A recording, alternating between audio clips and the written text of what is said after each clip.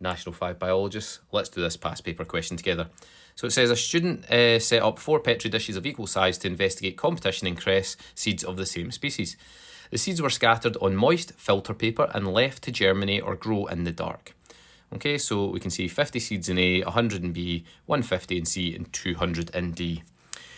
Part A1, we have to identify a variable not already mentioned, okay, so it can't be mentioned anywhere here, that should be kept the same for each dish. Now, because they're looking at competition in cress seeds, okay, what kind of things do seeds need in order to grow? So we're looking at things like the volume of water, okay, so seeds need water, that's one of the things they need. Because this is a process, it would be controlled by enzymes, and so therefore we need to maintain the temperature throughout. Even something like the pH would have an impact on it because we're using a liquid, so the pH of that liquid. They've not mentioned the time that it's left for as well. That would also be acceptable for this one. And you could also talk about, I guess, like how old the seed is, the moisture level within the dish, or something similar, okay? But they're 4 good ones to get started with for that one. Part 2, the number of seeds germinating in each dish was counted. The table shows the results. Okay, so we get 4 dishes, we've got the seeds per dish, we've got the number that germinated and the percentage of that number. So what we have to work out is how many seeds germinated if we know that 60% of 150 germinated. Now, how do we work out 60% of 150?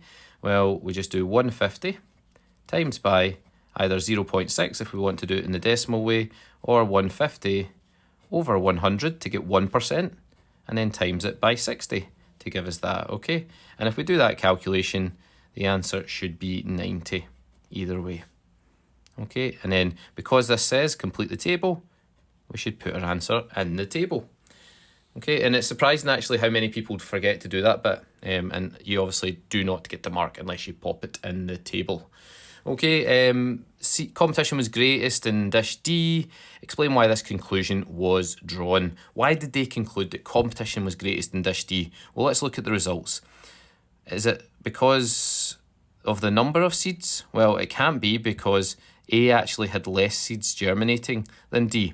So we look at the percentage of the germinating seeds and we can see that D has the lowest percentage of germinating seeds. Okay, so D has the lowest percentage of germinating seeds. And that's what we're looking for that one. Okay, what evidence from the table allows us to draw that conclusion? That's your evidence. Okay, over the page, name the type of competition that occurs amongst these germinating seeds. Now, I would imagine, in fact it says there in the opening bit, that these seeds are the same species, okay? And because they're the same species, that means the type of competition must be intraspecific, okay? And I always teach my students the difference between the 2 types of competition.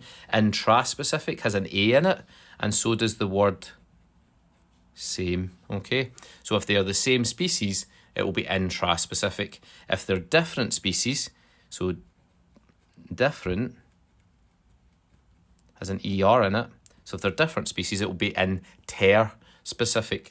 Okay, so remember those 2 and that will help you out for these types of questions. Okay, 14C, explain why competition in ecosystems occur. Okay, this is a straightforward definition. What is the definition for competition? Why does it occur? It's due to resources being in short supply. Okay, whenever something's in short supply, there will be competition. Okay, just think about anything in life. If there's not enough of something, people compete to get that thing. Okay, folks, hope that helps. I will see you on the next one.